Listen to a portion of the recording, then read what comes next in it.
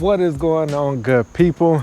We are back out here at it again, and this is going to be a quick one for you. So we've done our seeding for most of the yard, but there are a couple of scenarios where you might have to go in and do a little bit of touch up. So on your edges, or if you get a hard rain, in this video we're going to talk about how to properly seed your edges, and also to help prevent washout in some of those areas that may be more bare, or if you got a hard rain coming, which I think we do. So let's get out here and get to it, and we're going to show you how we're going to do that.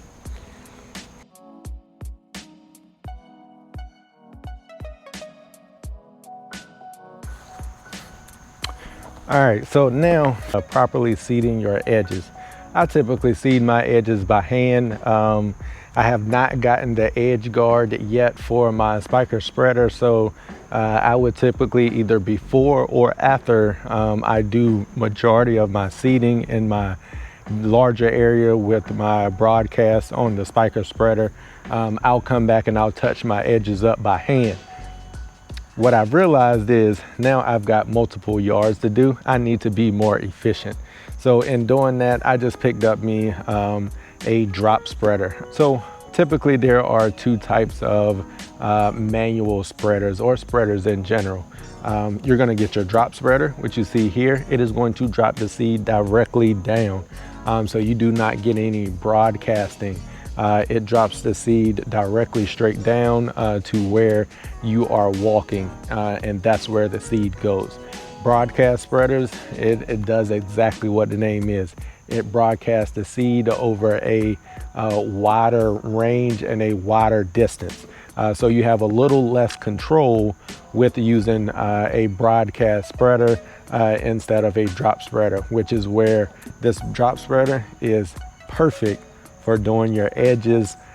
You can put the seed exactly where you want it along your flower beds and your natural areas without throwing seed in them if you do not have an edge guard for your broadcast spreader. So we're just gonna drop some seed in here. This is just the Scots that I picked up from Lowe's. I don't need a fancy one. I'm not gonna be doing that much with it other than my edges of the lawns and stuff that I'll be seeding. So this will do just fine. I am using for tall fescue, I'm going to be using a setting number 15 for an overseed rate. And I have noticed that if I wanted to do some bare ground type seeding, I kept it on setting 15, but I made 2 passes across it. And that gave me about the coverage that I was looking for. That's a good starting place for you. Work it out in your lawn, try it out and see. You may have to do some adjustments to it. All of these spreaders have a little bit of variation in them, but that'll at least be a good starting point for you if you have a Scots type of drop spreader and you're seeding tall fescue.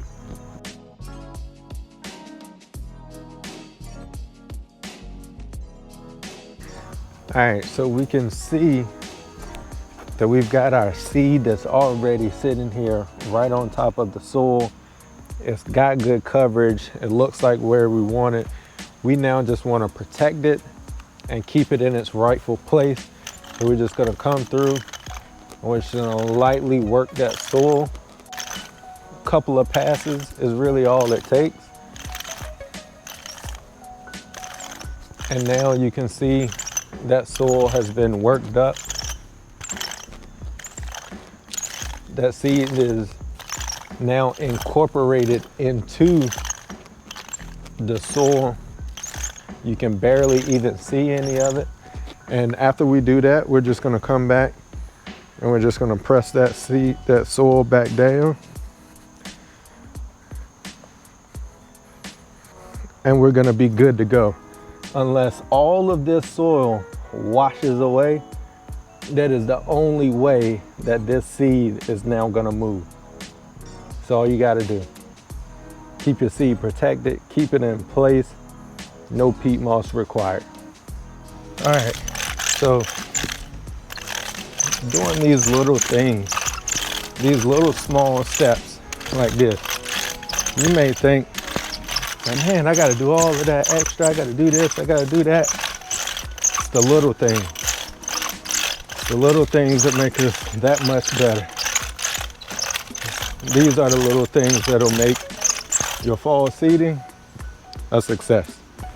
All right, that's all I got for this one. I'm gonna go ahead and I'm gonna wrap this up. If you're striving to have those immaculate lawns or gardens, just know we work.